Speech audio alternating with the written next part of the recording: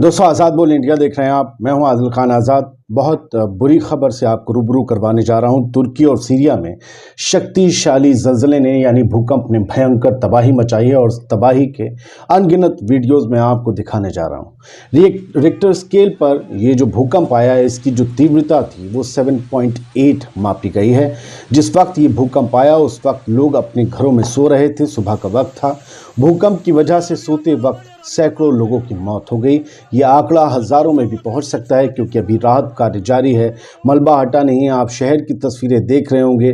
तुर्की के कई शहर ज़मींदोज़ से लगते हैं, कई इमारतें गिरती हैं, सीसीटीवी फुटेज डराते हैं।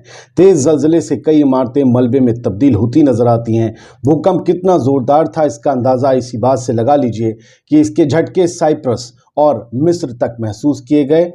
हम आपको हाल बताते हुए तुर्की के भूकंप के वक्त और उसके बाद के कुछ वीडियोस दिखा रहे हैं। हमारी बात के साथ साथ इन्हें देखते रहिए, महसूस करते रहिए। इसमें पता चलता है कि तबाही किस हद दर्जे की थी और ज़लज़ले के झटके, अर्थक्वेक के झटके तुर्की में जो आया है, सीरिया में जो आया है, वो कितना तेज़ था। 7.8 अपने आप में एक बड़ी तबाही का रिक्टर स्केल होता है। तुर्की में भूकंप के 2 शक्तिशाली झटके महसूस किए जाने के बाद तुर्की की हुकूमत ने इमरजेंसी लगाने का ऐलान कर दिया है। तुर्की के दक्षिण में सीरियाई बॉर्डर के पास सुबह के वक्त 4:17 पर भूकंप का सबसे पहला शक्तिशाली झटका महसूस किया गया। पहले झटके के कुछ ही मिनट बाद एक और पावरफुल झटका इस अर्थक्वेक का आया। तुर्की का जो आपदा प्रबंधन है एजेंसी जो है, उसने कहा कि पूरे इलाके में एक के बाद एक 40 से ज़्यादा आफ्टर शॉक्स महसूस किए गए। यानी कि पहले 2 शक्तिशाली झटके और 40 से ज़्यादा उसके बाद आफ्टर शॉक्स। उसी की तो ये तस्वीरें आप अपनी टीवी स्क्रीन पर, अपने मोबाइल स्क्रीन पर साथ साथ चलती हुई देख रहे हैं। ये इतनी तस्वीरें डराती हैं कि कैसे ताश के पत्तों की तरह इमारतें गिर रही हैं। मलबे में शहर के शहर तब्दील नजर आते हैं। लोग चिल्लाकर रो पीट कर भाग रहे हैं। तुर्की समेत लेबनान, सीरिया, साइप्रस, इजराइल और फ़लस्तीन में भी इस ज़लज़ले के, इस भूकंप के झटके महसूस किए गए हैं। तुर्की के राष्ट्रपति एर्दोआन ने देश में इमरजेंसी लागू कर दी है। यहां तेजी से राहत और बचाव कार्य किया जा रहा है। सेना इन कामों में लग चुकी है। अधिकारियों के मुताबिक तुर्की और सीरिया में अब तक 500 से ज़्यादा लोगों की मौत की खबर है, लेकिन अंदरूनी सूत्र ये बताते हैं ये आंकड़ा बुरी तरीके से हज़ारों में पहुंचेगा क्योंकि 2 दशक पहले जब एक भूकंप आया था इससे कम तीव्रता का, तब 17,000 लोग तुर्की में मारे गए थे।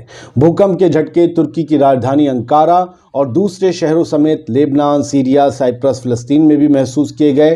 तुर्की के जो गृह मंत्री हैं सुलेमान सोयलू, उन्होंने कहा कि भूकंप का बड़ा असर देश के 10 शहरों कहमान मारश, हैटे, गाजियान्टेप, ओस्मानिये, आयदियामान, सनीली उर्फा, मलेटिया, अदाना, दियारब किएर और किलिस पर पड़ा है। ये सभी तुर्की के शहर हैं जहां पर भूकंप ने तबाही मचाई है।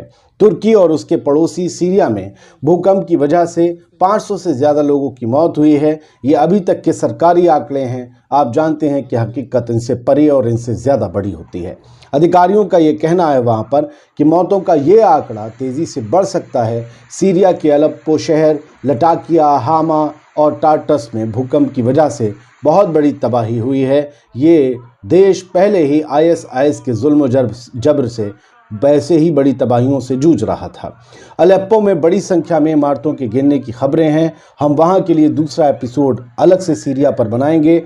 अब तक इस बारे में फ़िलहाल तो कोई जानकारी नहीं है कि सीरिया में कितनी तबाही हुई है। ये भी नहीं पता चल रहा है कि विद्रोहियों के कब्ज़े वाले इलाके में क्या मंजर हैं, कितनी तबाही है। तुर्की के राष्ट्रपति रेजेप तैयब एर्दोआन ने भूकंप प्रभावित इलाकों में शुरू किए गए बचाव अभियानों को लेकर ट्विटर पर भी जानकारी दी और तमाम दुनिया के राजनेताओं से फ़ोन पर या ट्विटर पर फ़ौरन संपर्क में हैं। भारत की तरफ से भी तुर्की के लोगों के लिए सांत्वना और दुआ पेश की गई है। भारतीय प्रधानमंत्री ने इसके लिए जो है दुआ की है और कहा है कि हम तुर्की के साथ हैं, भारत पूरा तुर्की के साथ है। वहीं अमेरिका ने भी तुर्की को मदद की पेशकश की है और रेजेप तैयब एर्दोगान ने कहा है कि मैं कहमान मारश समेत देश के दूसरे इलाकों में भूकंप से प्रभावित हुए अपने नागरिकों के प्रति संवेदना जाहिर करता हूं। हमारे सभी बचाव LAFD के समन्वय में सक्रिय रूप से काम कर रहे हैं। ये वहाँ का विभाग है।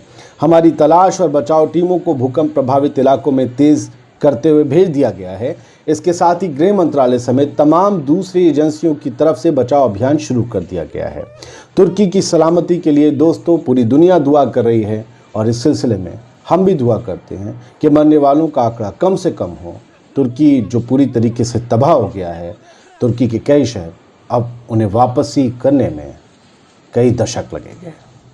हमारे लिए बहुत सोचने का वक्त है, क्योंकि हम भी जिस देश में रहते हैं वो भूकंप के एतबार से बहुत ही ख़तरनाक देश है। बेहतर होगा हम सब दूसरों के लिए दुआ करें ताकि हमारे लिए आगे आने वाले वक्त में कुछ बेहतरी हो सके। जय हिंद।